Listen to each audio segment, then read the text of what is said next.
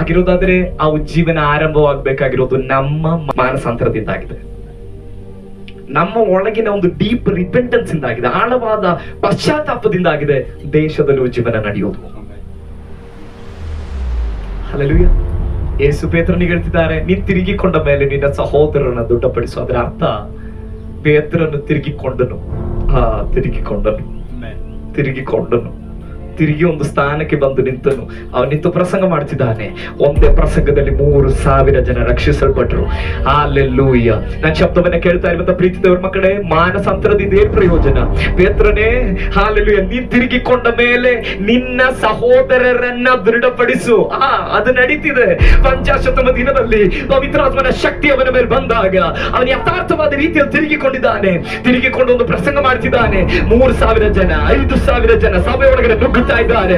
ಈ ಹಗಲ ವೇಳೆಯಲ್ಲಿ ಈ ಶಬ್ದವನ್ನ ಕೇಳ್ತಾ ಇರುವ ನನ್ನ ಪ್ರೀತಿಯ ಸಹೋದರ ಸಹೋದರಿಯೇ, ಪಟ್ಟಣ ರಕ್ಷಿಸಲ್ಪಡೋದು ನಮ್ಮ ಜವಾಬ್ದಾರಿ, ದೇಶ ರಕ್ಷಿಸಲ್ಪಡೋದು ನಮ್ಮ ಜವಾಬ್ದಾರಿ, ರಾಜ್ಯದಲ್ಲಿ ಉಜ್ಜೀವನ ನಡಿಬೇಕಾಗಿರುವುದು ನಮ್ಮ ಜವಾಬ್ದಾರಿ.